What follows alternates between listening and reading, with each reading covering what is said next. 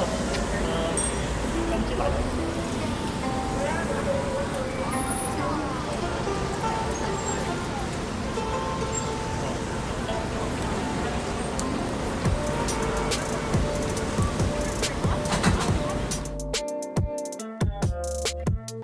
We're gonna eat some authentic and dim sum today. Super excited. We're gonna try soup dumplings and a bunch of other things that they're gonna allow us to try today. Super excited. Okay, thank you. Okay, awesome. Thank you so much. This is my favorite part. Oh, now look, there's actual soup inside. The soup one was interesting because there was directions on how you actually had to eat it. So you had to eat the top, which was like Bite the top. and then you have to drink the soup out of it. Then you had to pour a little bit of like it was almost like a vinegar or soy Yep, sauce and then you pour a little mixture into it, and then you had to eat the whole thing. But it was super hot. It was like on fire hot. So I think I had to let it cool down a little. It was delicious. Like the best, I think probably the best type of, usually I go out for sushi and they call them gyoza there.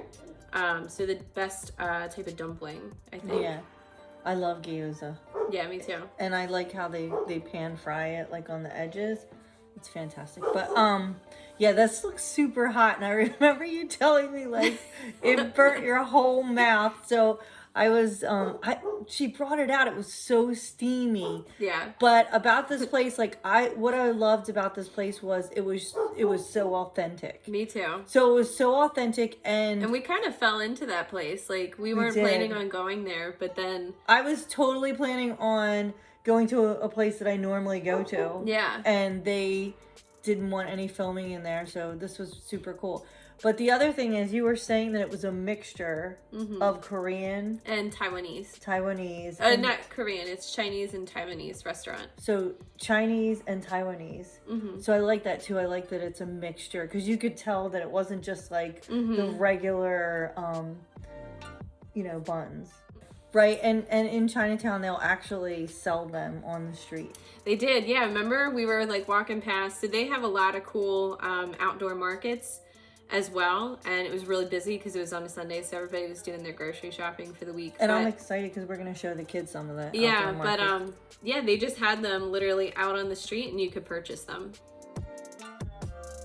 So going to the market, let's talk a little bit about that because here you can see a picture of dragon fruit, and that is an Asian fruit, and there's all different recipes that you would use dragon fruit for. A lot of drinks, and like anything that's like a fruity drink, or they use it a lot in teas as well. Yeah. Super tasty. I use it in my juices and stuff like that. I love dragon fruit.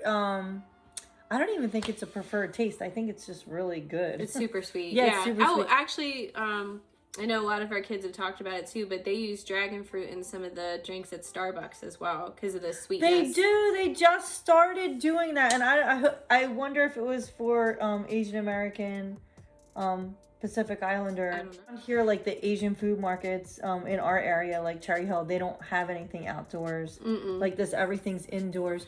But they do have the seafood that we're gonna see next, but they don't have like these. You can just walk right up and you can see everything outdoors, and everybody's walking, kind of like a traditional thing. Well, I think it's cool too. It reminds me a lot of there's a lot of different cultures that do like these outdoor markets, and then kind of like I know a lot of people have talked about like the Italian Village over in Philly, and just like these bazaars outside where you can get pretty fairly priced foods for a cheap price, and it's all authentic stuff, like and you guys will see that in a moment, but it tends to be whatever that culture eats. You see a lot of like the fruits and the vegetables, and then sometimes the meats depending on where you are. Yeah, noodles are a staple, like rice noodles, ramen noodles, like all different types of noodles. So you're gonna see a lot of that in the outdoor market. Rice, of course, all different types of rice. I myself like to use a rice maker. I like sticky rice. That's how I like my rice. Even if I'm doing like like a stir fry on top. I like my rice to be a high grade rice and a sticky rice. That's just what, and I love white rice, even though I know brown rice is better for you. But yeah, I like jasmine rice too. Oh, it's so good. So another thing about the Asian market is like everybody, it's very close, like very close quarters. I would say, and it's kind of like when you get in there, you have to follow the lines the correct way. If you're not, like, if you're going in the wrong direction, like you're going to get bumped. It reminded me of like when you're waiting in an amusement park ride, and you have to like follow the line down. Like that's the way it was in most of them, I think. But then they also have like the fresh fish, and a lot of it's alive. Yeah. When you're walking through this market, so if it's not something that you're used to seeing, it's definitely different, and you're gonna see like it crawling in a minute. And well, stuff yeah, like that's even like if you go to most supermarkets around here, they don't necessarily have live stuff. Like, you know, all the fish has already been like, you know, taken pre-made. care of, and it's already been sliced up. So you're just buying, if you're buying fresh fish, then you're just buying it, you know, already done. Yeah, for you. it's pretty much all pre-made, except for usually like lobsters in like, say in our supermarkets around here, we might have some lobsters or crabs sometimes, but they're all in water. Like everything's in water. There's nothing here. We just have like the fish out in bins. So oh my gosh. Oh boy. So this I wasn't ready for this. No, Were you I in wasn't shock? either. I was like totally like I just wasn't, because you know normally you see the preparers, like somebody preparing seafood in the back.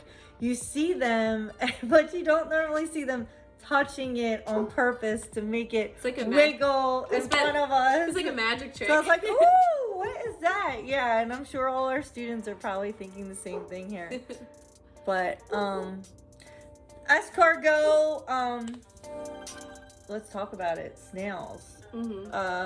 I myself, I can eat the larger snails, but like I was telling you, the ones on the right hand side here, I have had them in my fish tank, so I'm not going anywhere near them. Like when I look at these snails, I think of them crawling up my fish tank and cleaning my fish tank. So for me, it's a no-go.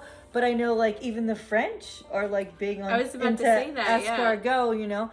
And so obviously in this community in Chinatown, they are having a bunch of snails. Yeah, it's interesting. I've never had an Asian dish with snails. I've never ordered an Asian dish with snails. But I've had a French dish with snails. I have had that out, but like you and I already talked, there's a few things I can't eat, and it's definitely in the French dish.